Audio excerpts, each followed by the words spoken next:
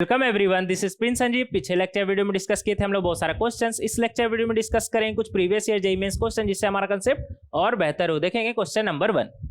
Question number 1 में हमसे क्या बोल रहा है, the first two terms of a geometric progression add up to 12। GP का यहाँ पर जिक्र हुआ है, तो सबसे पहले यहाँ पर हम जीपी एज्यूम कर लेंगे। क्या? A r square, a r cube and so on.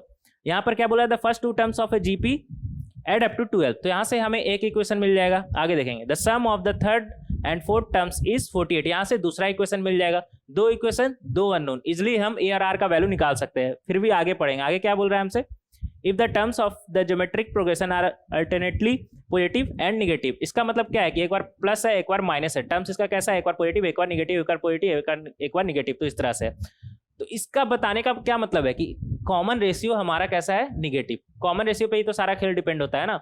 तो कॉमन रेशियो हमारा कैसा है, निगेटिव। तो यहाँ पर अगर दो वैल्यू आर का निकल के आ रहा है, तो उसमें से वो वैल्यू हम उठाएंगे जो निगेटिव है। Then the first term is, दो इक्वेशन, दो अननोन, इजिली सॉल्व कर सकते हैं। और ए आर का वैल्यू पता चल गया तो हमें जीपी पता चल गया। फिर जीपी में कुछ भी पूछे, फर्स्ट टर्म, कॉमन रेशियो, कुछ भी पूछे, उसका हम आंसर कर सकते हैं। तो इस तरह से आप क्वेश्चन नंबर 1 को सॉल्व कर सकते हैं। नेक्स्ट देखेंगे क्वेश्चन नंबर 2। क्वेश्चन नंबर 2 में क्या बोल रहा है हमसे, the sum to infinity of the series, और सीरीज क्या है, 1 + 2/3 + 6/3 स्क्वायर + 10/3 का क्यूब + 14/3 का पावर 4 एंड सो ऑन। यहाँ पर अगर 1 हटा के बात करें तो 1 हटा के क्या लिखा हुआ है हमारे पास, 2/3 + 6/3 का स्क्वायर + 10/3 का क्यूब + 14/3 का पावर 4। ये हमारा क्या बन रहा है, एक एजीपी बन रहा है। ये क्या बन रहा है हमारा, एक एजीपी बन रहा है। यहाँ पर देख सकते हैं 2, 6, 10, 14, ये क्या बन रहा है हमारा, एपी। और 1/3 का स्क्वायर, 1/3 का क्यूब, 1/3 का पावर 4 एंड सो ऑन, ये क्या बन रहा है हमारा ज्योमेट्रिक प्रोग्रेशन। तो ये क्या है हमारा, एक तरह से एजीपी है। और एजीपी हमें सॉल्व करना आता है। उसके लिए हम क्या करते हैं, सबसे पहले सीरीज को मान लेंगे एस। सीरीज को क्या मान लेंगे, एस। उसमें आर से मल्टीप्लाई कर देंगे। कॉमन रेशियो यहाँ पर क्या है, 1/3। कॉमन रेशियो यहाँ पर क्या है, 1/3। तो एस में से आर को मल्टीप्लाई कर देंगे, फिर एस में से माइनस कर देंगे आर एस, तो वहां से हमें एस का वैल्यू मिल जाएगा। तो इस तरह से क्वेश्चन नंबर 2 में हम 2 को हम सॉल्व कर सकते हैं। लेकिन उसमें लास्ट में 1 भी ऐड कर दीजिएगा, 1 भी था ना साथ में, तो लास्ट में 1 भी ऐड कर दीजिएगा, तो वहां से आपको सम मिल जाएगा क्वेश्चन नंबर 2 में। नेक्स्ट देखेंगे क्वेश्चन नंबर 3। क्वेश्चन नंबर 3 में हमसे क्या बोल रहा है, a person is to count 4500 currency notes. ठीक है, let a n denote the number of notes he counts in the nth minute. ठीक है, आगे क्या बोल रहा है, if A1, A2, A3 and so on up to A10 = 150 and A10 A1, A10, A11 and so on are in AP with common difference -2। ठीक है, then the time taken by him to count all the notes is. क्या equation बनेगा यहाँ पर, शुरू का 9 minute में कितना काउंट कर रहा है, 150। तो क्या बनेगा, 150 + 150 + 150 and so on up to 9 times. शुरू का 9 मिनट काउंट कर रहा है 150, तो 9 × 150 प्लस, फिर हमारा एपी का सम बनेगा क्या, 150 + 150 + d + 150 + 2d and so on up to 150 + n-1 times of d। और एपी का सम हमें निकालना आता है, तो एपी का सम निकाल के यहाँ पे रख दीजिएगा। इक्वल टू क्या बनेगा हमारा, 4500, इक्वल टू 4500। डी का वैल्यू हमें पता है क्या, -2। तो यहाँ से हमारे पास, इसे जब सॉल्व करेगा तो यहाँ से एन का वैल्यू निकल के आ जाएगा। लेकिन एन का वैल्यू हमारा आंसर नहीं है, एन का वैल्यू हमारा आंसर नहीं, क्योंकि A10 से आप एन का वैल्यू काउंट किया ना, उसके पहले 9 टर्म्स भी था। तो जो एन का वैल्यू निकल के आया उसमें 9 ऐड कर दीजिएगा, तो आपका फाइनल आंसर आ जाएगा। टोटल टाइम टेकन हमारा कितना हो जाएगा, n + 9 मिनट्स। नेक्स्ट देखेंगे क्वेश्चन नंबर 4। क्वेश्चन नंबर 4 में हमसे क्या बोल रहा है, a man saves ₹200 in each of the first 3 months of his service. In each of the subsequent months, his saving increases by ₹40 more than the savings of immediately previous month. His total savings from the start of service will be ₹11040 after. मतलब यहाँ पर total number of months हमें निकालना है। यहाँ पर क्या बोल रहा है कि शुरू का 3 महीना वो 200 सेव करता है, मतलब 200 बचाता है। फिर उसके बाद एपी में बचाता है हर महीना पिछले महीना से 40 ज्यादा, हर महीना पिछले महीने से 40 ज्यादा। तो यहाँ पर क्या बनेगा इक्वेशन हमारा, 200 + 200, पहला 2 महीना गया हमारा, फिर 200 + 40, 200 + 80 एंड सो ऑन। तो यहाँ पर जो एपी बन रहा है उसका नंबर ऑफ टर्म्स हम n मान लेंगे, और वहां पर सम, एपी का सम हम निकाल के रख सकते हैं। यहाँ पर इक्वल टू हम क्या करेंगे, 11040। तो यहाँ से हमारा n का वैल्यू निकल के आ जाएगा इसे सॉल्व करेंगे। तो यहाँ से जो हमारा n का वैल्यू निकल के आया वो हमारा आंसर नहीं हुआ, क्योंकि शुरू का 2 महीना भी तो सेव किया ना, तो n में 2 ऐड कर देंगे, n+2, total number of months हमारा कितना हो जाएगा, n+2। तो इस तरह से क्वेश्चन नंबर 4 को हम सॉल्व कर सकते हैं। नेक्स्ट देखेंगे क्वेश्चन नंबर 5। क्वेश्चन नंबर 5 में हमसे क्या बोल रहा है, let an be the nth month of AP, ठीक है। फिर क्या बोल रहा है हमसे, if sigma of A to R equal to alpha, और R कहाँ से कहाँ तक है, 1 से 100, ठीक है। आगे क्या बोल रहा है, and sigma of A to R minus 1, R कहाँ से कहाँ तक है, 1 से 100 इक्वल टू बीटा। यहाँ पर पहला सिग्मा से अगर दूसरा सिग्मा माइनस कर दे, मतलब A to R minus A to R minus 1, और सिग्मा लगा हुआ R कहाँ से कहाँ तक है, 1 से 100 तक, तो ये हमारा क्या बनेगा, A2, R का वैल्यू 1 रखिए, क्या बनेगा, A2 माइनस A1, R का वैल्यू 2 रखिए, क्या बनेगा हमारा, A4 माइनस A3, R का वैल्यू 3 रखिए, क्या बनेगा हमारा, A6 माइनस A5। इसी तरह हमारा बनते चला जाएगा, और ऐसा टोटल कितना पेयर बनेगा, ऐसा टोटल कितना बनेगा हमारा 100। लेकिन A2 माइनस A1 हमारा है क्या, D ही तो है, A3 minus A4 minus A3 हमारा है क्या, D ही तो है, A6 माइनस A5 है क्या हमारा, D ही तो है। तो एक तरह से हमारा D ही रिपीट हो रहा है, टोटल कितना बार, 100 टाइम्स। तो लेफ्ट हैंड साइड हमारा क्या हो गया, 100 टाइम्स ऑफ D, और राइट हैंड साइड क्या बनेगा, अल्फा माइनस बीटा। तो यहाँ से D का वैल्यू क्या निकल के आ गया हमारा, अल्फा माइनस बीटा अपॉन 100। कौन सा ऑप्शन मैच कर रहा है, ऑप्शन 3। तो इस तरह से क्वेश्चन नंबर 5 को हम बहुत ही आसानी से सॉल्व कर सकते हैं। नेक्स्ट देखेंगे क्वेश्चन नंबर 6। क्वेश्चन नंबर 6 में हमसे क्या बोल रहा है, स्टेटमेंट 1 दिया हुआ है, स्टेटमेंट 2 दिया हुआ है। स्टेटमेंट 2 को यहाँ पर अगर आप देखें तो स्टेटमेंट 2 में क्या बोल रहा है हमसे, sigma of k cube minus k minus 1 का whole cube equal to n cube. Sigma हमें निकालना आता है k क्यूब का, सिग्मा हमें निकालना आता है। तो यहाँ पर सिग्मा हम निकालेंगे तो सही में आपको पता चलेगा कि इसका वैल्यू क्या है, n क्यूब। आगे क्या बोल रहा है हमसे, for any natural number n, ठीक है। तो स्टेटमेंट 2 तो हमारा सही हो गया। स्टेटमेंट 1 देखेंगे। स्टेटमेंट 1 में हमसे क्या बोला है, सम ऑफ द सीरीज, और सीरीज दिया हुआ है, ग्रुपिंग करके यहाँ पर दिया हुआ। तो यहाँ पर ग्रुप में आप देखिएगा, ग्रुप का लास्ट टर्म हमारा क्या है, n स्क्वायर है। अगर nth टर्म मान ले, kth टर्म मान लेते हैं, k स्क्वायर है। कैसे, दूसरा वाला का दूसरा ग्रुप में देखिए, लास्ट टर्म हमारा क्या है, 2 का स्क्वायर। तीसरा वाला का लास्ट टर्म हमारा क्या है, 3 का स्क्वायर। चौथा वाला का लास्ट टर्म हमारा क्या है, 4 का स्क्वायर। तो यहाँ पर हम देख सकते हैं कि लास्ट टर्म हमारा क्या है, k स्क्वायर। इसी तरह पहला टर्म का अगर हम बात करें तो पहला टर्म हमारा क्या है, k माइनस 1 का स्क्वायर, k माइनस 1 का स्क्वायर। कैसे, दूसरा ब्रैकेट में आप देखिएगा वहां पर क्या लिखा हुआ है, 1 मतलब 2 माइनस 1 का स्क्वायर।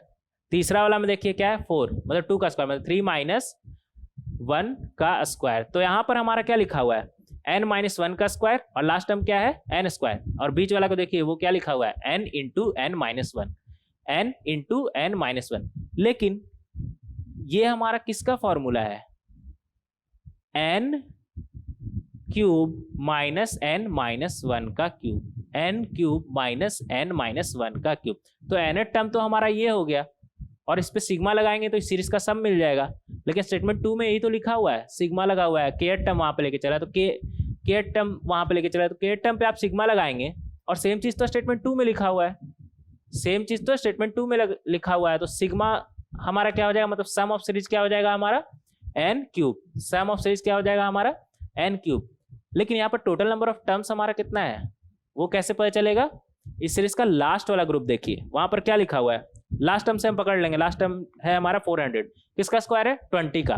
तो यहाँ पर टोटल नंबर ऑफ टर्म्स मतलब n का वैल्यू हमारा क्या हो जाएगा, 20। तो n के जहाँ पे 20 रखेंगे तो 20 का क्यूब 8000 हमारा आता है, और इसका सम 8000 बोल रहा है। मतलब स्टेटमेंट 1 भी सही है, और एक्सप्लेनेशन भी स्टेटमेंट 2 दे रहा है। तो इसका कौन सा ऑप्शन मैच करेगा, option 3। Statement 1 is true, statement 2 is true, and statement 2 is correct explanation for statement 1। तो इस तरह से क्वेश्चन नंबर 6 को हम सॉल्व कर सकते हैं। नेक्स्ट देखेंगे क्वेश्चन नंबर 7। क्वेश्चन नंबर 7 में हमसे क्या बोल रहा है, if 100 times the 100 terms of an AP with non-zero common difference equals the 50 times its 50th term, then the 150 term of this AP is। सबसे पहले यहाँ पर हम एक AP एज्यूम कर लेंगे जिसका first term A, common difference D। तो AP क्या होगा, A plus D, A plus 2D and so on. यहाँ पर क्या बोल रहा है, 100 times of 100 term of AP, term हमें लिखना आता है, मतलब 100 times of T100 equal to 50 times T50। तो यहां से आपका T150 का वैल्यू आ जाएगा, मतलब 1A plus 149 times of D आ जाएगा, और क्या आएगा 0। क्या आएगा आपका 0। तो इसका आंसर क्या हो जाएगा हमारा 0। तो इस तरह से क्वेश्चन नंबर 7 को हम सॉल्व कर सकते हैं। नेक्स्ट देखेंगे क्वेश्चन नंबर 8। क्वेश्चन नंबर 8 में हमसे क्या बोल रहा है, the sum of first 20 terms of the sequence, और सीक्वेंस क्या है हमारा 0.7, मतलब क्या हमें सम करना है 0.7 प्लस 0.77 प्लस 0.777। यहाँ पर 0.7 की जगह अगर पर 0.9 रहता ना तो फिर हम इजीली सॉल्व कर लेते हैं। बहुत सारा क्वेश्चन ऐसा हम सॉल्व कर चुके हैं, लेकिन यहाँ पर 0.7 है तो 0.9 हम बनाएंगे कैसे। सबसे पहले 7 कॉमन ले लेंगे, तो क्या बनेगा अंदर 0.1 plus 0.11 plus 0.111 and so on. लेकिन हमें क्या चाहिए था 9, तो 9 से मल्टीप्लाई कर देंगे ना सब में, 9 से मल्टीप्लाई कर देंगे सब में, तो डिनोमिनेटर में भी सबका 9 आएगा, तो वो 9 तो हम बाहर कॉमन लेंगे, तो क्या बन जाएगा हमारा 7/9 टाइम्स ऑफ 0.9 प्लस 0.99 प्लस 0.999, इसी तरह हमारा बनते चला जाएगा। और इसे हमें सॉल्व करना आता है। 0.9 को हम क्या लिखेंगे 10 - 1, 0.9 को हम क्या लिखेंगे 1 - 1/10, 0.99 को हम क्या लिखेंगे 1 - 1/10 का स्क्वायर, 0.999 को क्या लिखेंगे 1 - 1/10 का क्यूब। यहाँ पर एक जीपी बन रहा है, जीपी हमें सॉल्व करना आता है, तो जीपी सॉल्व करके वहां पर वैल्यू पुट कर देंगे तो इसका सम निकल के आ जाएगा। तो इस तरह से क्वेश्चन नंबर 8 को हम बहुत ही आसानी से सॉल्व कर सकते हैं। नेक्स्ट देखेंगे क्वेश्चन नंबर 9। क्वेश्चन नंबर 9 में हमसे क्या बोल रहा है, let alpha and beta be the roots of the equation, और इक्वेशन क्या है px² + qx + r = 0, p is not equal to 0 if pqr in ap। pqr in ap का क्या मतलब है 2q = p + r, ठीक है। एंड 1/α + 1/β = 4, इसका मतलब क्या है alpha plus beta = 4 times of alpha beta, alpha plus beta = 4 times of alpha beta. Alpha plus beta की जगह पे आप रख सकते हैं -q/p सम ऑफ रूट, और अल्फा बीटा की जगह पे क्या लिख सकते हैं आप r/p। तो यहां से हमारा क्या आ जाएगा q = -4 times of r, q = -4r, q का वैल्यू क्या आ गया -4r। और PQR हमारा AP में था तो वहां से 2q = p + r, q के जगह पे अगर आप -4r रखेंगे तो यहाँ से आपको p का वैल्यू मिल जाएगा r के टर्म में, p का वैल्यू मिल जाएगा r के टर्म में, तो p का वैल्यू और q का वैल्यू दोनों आपका r के टर्म में आ चुका है। आगे क्या बोल रहा है then the value of mod of alpha minus beta, मतलब डिफरेंस ऑफ रूट, और डिफरेंस ऑफ रूट हमें निकालना आता है। डिफरेंस ऑफ रूट आप निकालेंगे तो वहां से आप देखेंगे कि आर तो आपका कैंसिल हो जाएगा, आर में ही सब कुछ बचा ना। PQR जो क्वाड्रेटिक था हमारा, PQ को अगर हम आर के टर्म में लिखे तो क्वाड्रेटिक, फिर हमारा क्वाड्रेटिक में हमारा सिर्फ आर ही इन्वॉल्व होगा, और अल्फा माइनस बीटा मतलब डिफरेंस ऑफ रूट, तो डिफरेंस ऑफ रूट निकालेंगे तो वहां से आपका देखेंगे कि आर कैंसिल हो जाता है सारा हमारा, फिर वहां से आपका आंसर निकल के आ जाएगा। तो इस तरह से क्वेश्चन नंबर 9 को हम सॉल्व कर सकते हैं। नेक्स्ट देखेंगे क्वेश्चन नंबर 10। क्वेश्चन नंबर 10 में हमसे क्या बोल रहा है 3 positive numbers form an increasing GP, ठीक है। 3 नंबर जो कि एक जीपी फॉर्म कर रहा है, तो एक 3 नंबर जीपी में हमें जूम कर लेंगे, और जीपी में सिर्फ 2 ही वेरिएबल होता है ए और आर, हमें 2 इक्वेशन मिल जाएगा तो हम आराम से सॉल्व कर सकते हैं। लेकिन यहाँ पूछ क्या रहा है वो देखते हैं। If the middle term in this GP is double, middle term को हम डबल कर देते हैं, the new numbers are in AP, the new numbers are in AP. अगर मिडिल टर्म को डबल कर देते हैं तो वहां से जो नया नंबर बनेगा वो हमारा, मतलब वो नया जो 3 बनेगा वो हमारा क्या होगा एपी में। Then the common ratio of the GP is, then the common ratio of the GP is. तो यहां से हम देख लेंगे कि कॉमन रेशियो हमारा क्या निकल के आ रहा है, मतलब middle terms 2 times of middle terms हमारा क्या होगा sum of first terms and last term. तो वहां से देखेंगे कि ए हमारा कैंसिल हो जाएगा, सिर्फ आर में ही हमारा बचेगा इक्वेशन, वहां से हमारा आर का वैल्यू निकल के आ जाएगा। तो इस तरह से क्वेश्चन नंबर 10 में हम कॉमन रेशियो फाइंड कर सकते हैं जीपी का। नेक्स्ट देखेंगे क्वेश्चन नंबर 11। क्वेश्चन नंबर 11 में हमारा क्या है, क्वेश्चन नंबर 11 को आप अच्छे से देखें तो यहाँ पर ये एजीपी है, ये एजीपी है। कैसे देखिएगा 1 2 3 4 5 6 7, ये हमारा क्या है अर्थमेटिक प्रोग्रेशन, और जीपी भी बन रहा है जिसका कॉमन रेशियो क्या है हमारा 10 11/10, जिसका कॉमन रेशियो क्या है 11/10, डिवाइड करके देख लीजिए दो टर्म का आर, तो जिसका कॉमन रेशियो क्या है 11/10, तो कॉमन रेशियो हमें पता चल गया। और एजीपी सॉल्व करने के लिए हम क्या करते हैं, सबसे पहले उसे मान लेते हैं एस, और उसे सॉल्व करने के लिए क्या करते हैं हम एस में मल्टीप्लाई कर देते हैं आर, और फिर एस में से माइनस कर देते हैं आर एस, तो वहां से हमारा सिंप्लीफाई करेंगे तो वहां से हमारा एस का वैल्यू निकल के आ जाएगा। अब हमारा सम निकल के आ चुका है, तो इक्वल टू आप k टाइम्स 10⁹ रख दीजिएगा, तो वहां से आपको k का वैल्यू मिल जाएगा। तो इस तरह से क्वेश्चन नंबर 11 को आप बहुत ही आसानी से सॉल्व कर सकते हैं। नेक्स्ट देखेंगे क्वेश्चन नंबर 12। क्वेश्चन नंबर 12 में हमसे क्या बोल रहा है, if m is the arithmetic mean of two distinct real number l and n, मतलब m हमारा क्या है l प्लस n/2, ठीक है। आगे क्या बोल रहा है हमसे, and g1 g2 g3 are 3 geometric means between l and n।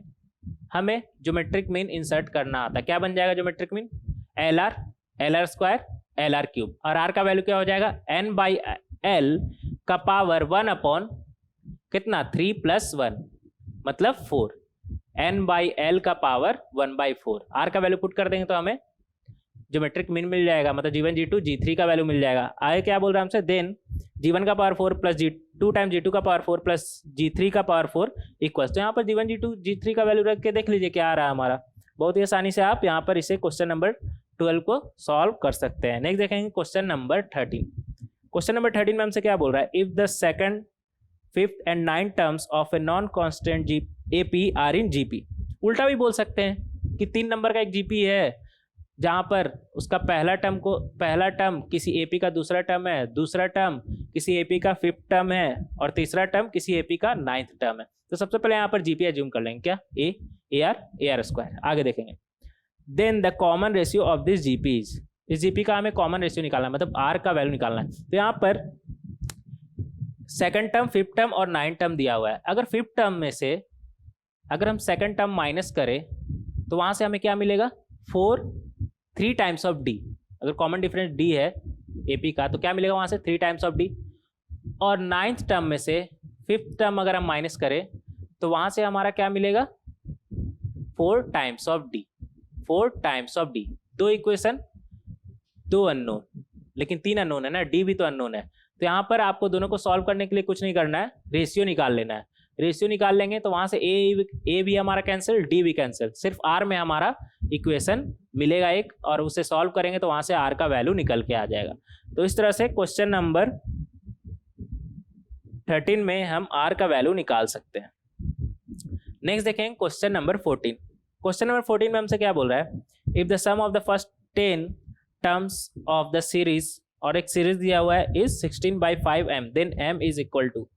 तो यहाँ पर सबसे पहले हमें सम ऑफ सीरीज मतलब सीरीज का वैल्यू देखते हैं क्या आ रहा है। यहाँ पर हम देखें तो पहला टर्म हमारा क्या है 8/5 का स्क्वायर, दूसरा टर्म क्या है 12/5 का स्क्वायर, तीसरा टर्म क्या है 16/5 का स्क्वायर, एंड सो ऑन। अगर यहाँ पर हम टर्म को देखें तो टर्म हमारा एक तरह से क्या है, ऊपर न्यूमरेटर में क्या मल्टीप्लाई हो रहा है हमारा 4 times n+1, 4 times n+1, nth term अगर इसका उठाएं तो nth टर्म हमारा क्या बनेगा 4 टाइम n+1 अपॉन 5 और उसका स्क्वायर। n के जगह पे आप 1 रख के देखिए क्या बनेगा 8/5, 2 रख के देखेंगे तो वहां से क्या बनेगा हमारा 12/5, 3 रख के देखेंगे तो 16/5, और यहाँ पर आप देख सकते हैं 8/5, 12/5, 16/5 ब्रैकेट में है। तो nth टर्म हमारा मिल चुका है क्या 4 टाइम्स n+1 अपॉन 5 का स्क्वायर, इसका स्क्वायर। nth टर्म हमें मिल चुका है, उसके ऊपर सिग्मा लगा देंगे तो सम ऑफ सीरीज हमें मिल जाएगा। तो बहुत ही आसानी से इसका सम निकाल लेंगे। हम तो nth टर्म के लिए निकाले यहाँ पर, और वहां पर फिर n का वैल्यू हम क्या रख देंगे 10। यहाँ पर सम ऑफ फर्स्ट 10 टर्म्स बोल रहा है, तो n का वैल्यू 10 रख के देख लेंगे क्या आ रहा है इक्वल टू 16/5m, तो वहां से हमें m का वैल्यू मिल जाएगा। तो इस तरह से क्वेश्चन नंबर 14 को हम सॉल्व कर सकते हैं। नेक्स्ट देखेंगे क्वेश्चन नंबर 15। क्वेश्चन नंबर 15 में क्या बोल रहा है, if for a positive integer and the quadratic equation, और क्वाड्रेटिक इक्वेशन दिया हुआ है यहाँ पर इक्वल टू 10n। सबसे पहले यहाँ पर आपको nth टर्म लिखना आना चाहिए, nth टर्म लिखिए उस पर सिग्मा लगाइए तो वहां से सम मिल जाएगा इक्वल टू 10n है, इक्वल टू 10n है। तो यहाँ से एक क्वाड्रेटिक बनेगा जहां पर n इन्वॉल्व होगा, यहाँ पर एक क्वाड्रेटिक बनेगा। आगे क्या बोल रहा है क्वेश्चन में, हैज वहां पे जो क्वाड्रेटिक बना क्वाड्रेटिक इक्वेशन, वहां पर क्या बोल रहा है, has two consecutive integral root. इसका रेट एक रूट अगर अल्फा मान ले तो दूसरा रूट क्या हो जाएगा हमारा अल्फा प्लस 1। कंसेक्यूटिव रूट यहाँ पर बोल रहा है, कंसेक्यूटिव इंटीग्रल रूट बोल रहा है, तो यहाँ पर एक अल्फा मान लीजिए, दूसरा क्या हो जाएगा हमारा alpha plus 1। Sum of root हम निकाल सकते हैं क्वाड्रेटिक का, प्रोडक्ट ऑफ रूट भी हम निकाल सकते हैं क्वाड्रेटिक का। सम ऑफ रूट क्या हो जाएगा अल्फा प्लस 1, मतलब 2 times alpha plus 1। Product of root क्या हो जाएगा अल्फा टाइम्स अल्फा प्लस 1, और दोनों एन के टर्म्स में आएगा। यहाँ पर अल्फा को एलिमिनेट करेंगे तो वहां से हमारा एन का वैल्यू निकल के आ जाएगा। तो इस तरह से क्वेश्चन नंबर 15 में हम एन का वैल्यू निकाल सकते हैं। नेक्स्ट देखेंगे क्वेश्चन नंबर 16। क्वेश्चन नंबर 16 में हमसे क्या बोल रहा है, for any 3 positive real numbers a b c. ठीक है, आगे क्या बोल रहा है, एक इक्वेशन दिया हुआ है। अगर इस इक्वेशन को आप अच्छे से ऑब्जर्व करें तो यहाँ पर क्या लिखा हुआ है 9 टाइम्स ऑफ 25 ए का स्क्वायर प्लस बी का स्क्वायर। 25 ए का स्क्वायर को हम लिख सकते हैं 5 ए का स्क्वायर, और बाहर में 9 से मल्टीप्लाई हो रहा है, तो एक तरह से बोल सकते हैं 9 मतलब 3 का स्क्वायर, और 25 लगा हुआ है ए के साथ पहले से, मतलब एक तरह से 15 ए का स्क्वायर लिखा हुआ है, ये 15 ए का स्क्वायर। सिमिलरली और क्या बनेगा हमारा 3b का स्क्वायर, 3b का स्क्वायर, और क्या बनेगा हमारा 5c का स्क्वायर। 15 ए का स्क्वायर, 3b का स्क्वायर, 5c का स्क्वायर, और क्या बन रहा है हमारा, यहां पर देखेंगे आप अच्छे से तो, और क्या बन रहा है हमारा minus 15a 3b minus 3b 5c minus 15a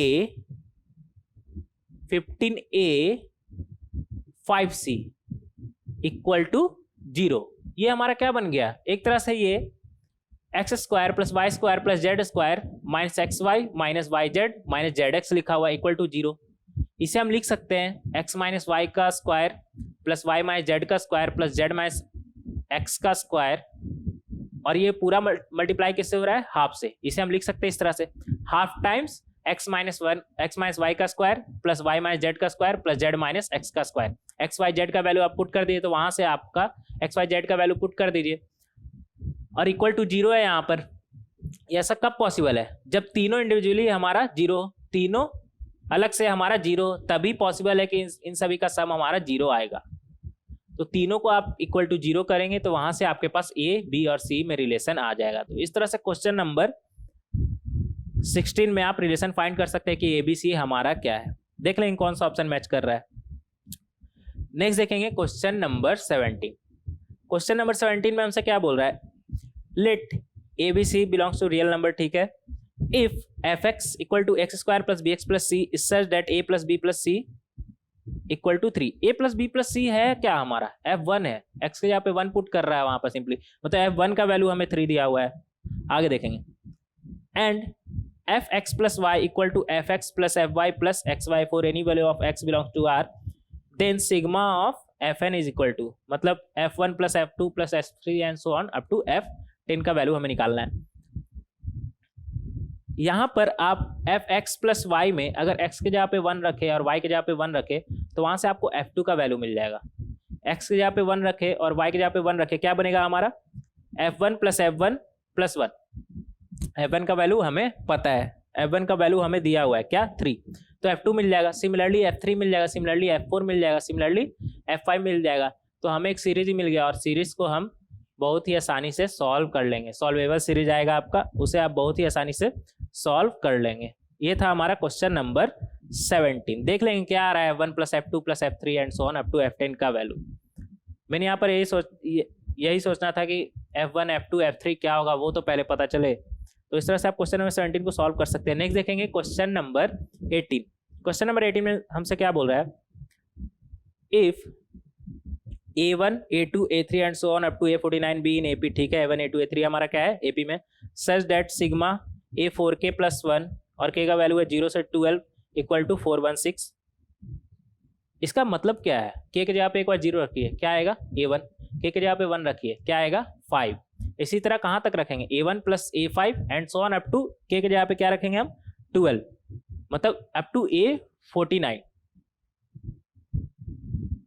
up to a49 का वैल्यू हमें दिया हुआ है 416। यहाँ पर सबसे पहले हम एक AP एज्यूम कर लेंगे जिसका कॉमन ये पहला टर्म हमारा क्या है a और कॉमन डिफरेंस d है और नंबर ऑफ टर्म्स तो यहाँ पर दिया हुआ है कि 49 है।